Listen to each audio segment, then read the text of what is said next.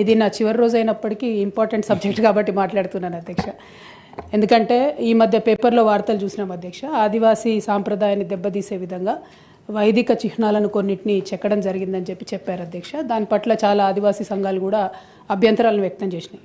రెండవది, although I respect the spirit of the government అధ్యక్ష, అసలు ఈ మొత్తం సమ్మక్క సారక్క జాతర స్పిరిట్ ఏంటంటే 2 నెలలకోసారి అమ్మవారి అడవిలోంచి రావాలి, రోజు అక్కడ పూజలు చేయడం అన్నది సంస్కృతి కాదు అధ్యక్ష.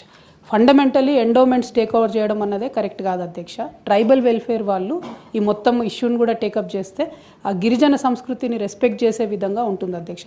ఎప్పుడైతే ఎండోమెంట్ వస్తుందో ఆ తర్వాత హుండీ వస్తుందో అధ్యక్ష, హుండీ వచ్చిందంటే కంప్లీట్గా వైదిక సంస్కృతి వైపు కూడా మొత్తం మారిపోయే పరిస్థితి ఉంటుంది అధ్యక్ష.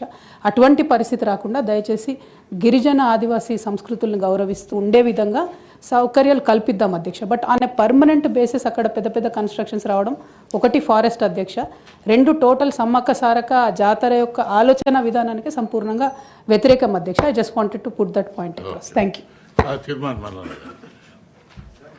సమ్మక్క సారలమ్మ జాతరకు సంబంధించి చాలా రోజుల నుంచి నేను చిన్నతనం నుంచి కూడా చూస్తున్నాను సార్, ప్రభుత్వాలు కోట్ల రూపాయలు ఇన్ఫ్రాస్ట్రక్చర్ కోసం ఖర్చు పెడతా ఉంటే అవి ప్రతి ఏడాది ప్రతి 2 నెలలకు ఒకసారి పెడతా ఉంటాయి, పాతవి పోతూ ఉంటాయి, మళ్ళీ కొత్త వేస్తూ ఉంటాయి. అట్లా కాకుండా పర్మనెంట్గా ఒకసారి వేసినామంటే ఈసారి మళ్ళొకసారి దానికోసం ఖర్చు పెట్టేటువంటి అవకాశం లేకుండా ఒకటి చేయాలి సార్. రెండోది, సమ్మక్క సారలమ్మ జాతర చుట్టూ అనేకమైనటువంటి టెంపుల్స్ ఉన్నాయి సార్, అనేకమైన పర్యాటక కేంద్రాలు ఉన్నాయి సార్. సో ఇక్కడ కూడా ఇన్ఫ్రాస్ట్రక్చర్ పెంచాల్సినటువంటి అవసరం ఉంది సార్. అక్కడ మౌలిక సదుపాయాలు పెరగడం వల్ల పర్యాటకులు కూడా పెరిగిపోతారు సార్. ఇంకా నేను మా కుటుంబంతో ఆదివాసి గూడాలకు ఒకసారి పోయినటువంటి సందర్భంలో సార్, అక్కడ చాలా చారిత్రాత్మకమైనటువంటి ఆదిమానవుల కాలం నాటి చరిత్ర కొంత అక్కడ ఉంది సార్. వాటిని కూడా ఈ సమ్మక్క సారక్క జాతర అంటే అది ఒక్క జాతరే కాదు సార్, దాని చుట్టూ ఇన్ని అంశాలు ముడిపడి ఉన్నాయి సార్ అక్కడ పోవడానికి కారణం. అయితే సమ్మక్క సారక్క జాతరలో సార్ ఇక జాతర అయిపోయినాక 2 రోజులకు 3 రోజులకు అటెంకాలు ఎవడన్నా పోయి చూస్తే ఎంత ఆగముంటుందంటే సార్, ఆ బయటనే విసర్జన చేస్తూ ఉంటారు, మలమూత్ర విసర్జనలు చేస్తూ ఉంటారు. అట్లా లేకుండా జాతర పరిశుభ్రతను కాపాడాల్సినటువంటి అవసరం ఉంది సార్.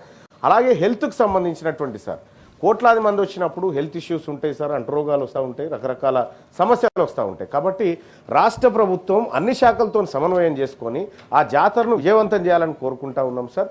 ఇక ట్రాన్స్పోర్ట్ విషయంలో కానీ ప్రత్యేక బస్సులు, ఇక అక్కడి సమ్మక్క సారక్క జాతర అంటే అదనపు ఛార్జీలు వసూలు చేసే సాంప్రదాయం మన దగ్గర ఉంది సార్. ఈ ఆర్టీసీ బస్సులు వేసి అదనపు ఛార్జీలు వసూలు చేసి జాతర స్పెషల్ అని రాసి ఇంకా దాని మీద 100 రూపాయలు ఉంటే 200 తీసుకుంటారు. అటువంటిది లేకుండా సో ప్రజలందరూ ఫ్రీగా పోయేటట్టు, మరి అక్కడికి ఈ జాతరకు పోతుంది కాబట్టి మహిళలకు ఉచిత బస్సు లేదనేటువంటి కార్యక్రమం కూడా తెరపైకి వచ్చే అవకాశం ఉంది. కాబట్టి మహిళలందరికీ ఫ్రీగా సమ్మక్క సారక్క జాతర పోవడానికి విస్తృతంగా రాష్ట్ర వ్యాప్తంగా అన్ని జిల్లాల నుంచి ఏర్పాటు చేయాలని తమరి ద్వారా కోరుతాను. అంజిరెడ్డి గారు ఒక్క నిమిషం. అధ్యక్ష, మీ ద్వారా కోరేది సమ్మక్క సారలమ్మ చిన్న రిక్వెస్ట్ ఏంటంటే, ఒక హెలిప్యాడ్ హైదరాబాద్ నుంచి అక్కడ పెట్టేస్తే చాలామంది వీఐపీలు కూడా చాలామంది పోతూ ఉంటారు, ట్రాఫిక్ కంజెక్షన్ కాకుండా ఆ ప్రైవేట్ వాళ్ళతో మాట్లాడి అది పెట్టేస్తే ఏంటంటే ఈ 4 రోజులు అక్కడ పెట్టేస్తే చాలామంది పోవడానికి ఆస్కారం ఉంటుంది. అధ్యక్ష, మీ ద్వారా మంత్రి గారు కోరుతున్నారు. సభ్యులు సోదరిమణి కవిత గారు చెప్పినట్లు, మల్లన్న గారు చెప్పినట్లు, అంజిరెడ్డి గారు చెప్పినవి కూడా చాలా వాల్యుబుల్. మహేష్ కుమార్ గారు అడ్రస్ చేశాను. సభ్యులు చెప్పినట్లు వారు వాల్యుబుల్ సూచనలు సలహాలు ఇచ్చారు అధ్యక్ష. సోదరిమణి కవిత గారు చెప్పినట్లు సాంప్రదాయబద్ధంగానే ఏదైతే అక్కడ అదే మేడారంలో అరుణని ఒక పిహెచ్డి దీని మీదనే చేసిన ఒక యంగ్స్టర్ కుర్రోడు ఉన్నాడు అధ్యక్ష. తను అక్కడ పూజారులు పవిత్రత ప్రతి అంశాన్ని క్షుణ్ణంగా పరిశీలించి ఏవైతే ఉద్దేశపూర్వకంగా, ఇది రాజకీయం చేయాలని నేను చెప్పటం లేదు అధ్యక్ష, ఏదైతే ఉద్దేశపూర్వకంగా కొంతమంది కొన్ని పేపర్లు నేను కూడా చూశాను ఆర్టికల్, చాలా బాధ అనిపించింది అధ్యక్ష. ఎవరైతే అరుణ్ అనే పిహెచ్డి కుర్రాడు దాని మీద పూర్తిగా క్షుణ్ణంగా పరిశీలించి తను ఇచ్చిన ప్రతి పిక్చర్ని అక్కడున్న పూజారులు ఆ కమిటీ అప్రూవల్ తీసుకున్న తర్వాతనే అక్కడ ప్రతిష్ఠించడం జరుగుతుంది అధ్యక్ష, చెక్కటం జరిగింది అధ్యక్ష. దాన్ని కూడా వారి సాంప్రదాయానికి భిన్నంగా ఇక్కడ ఇది పెట్టారు అది పెట్టారని కొంతమంది మాట్లాడిన తీరు ఇందాక సోదరిమని చెప్పినట్లు నేను కూడా పేపర్లో చూసి ఒక 10 నిమిషాలు నేను కానీ మా సెక్రటరీ గారు కానీ కన్సల్ట్ మంత్రి గారు కానీ కొద్దిగా ఆవేదనకు లోనయ్యాం అధ్యక్ష.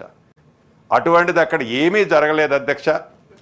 అనుభవజ్ఞుల అనుభవాలను దృష్టిలో పెట్టుకొని శాస్త్రయుక్తంగా ఆ ఆదివాసుల ఆచారానికి అనుగుణంగానే ప్రతి ఇంచి ఈరోజు అక్కడికి చేస్తున్నామని బల్లగుద్ది చెప్తున్నాను అధ్యక్ష.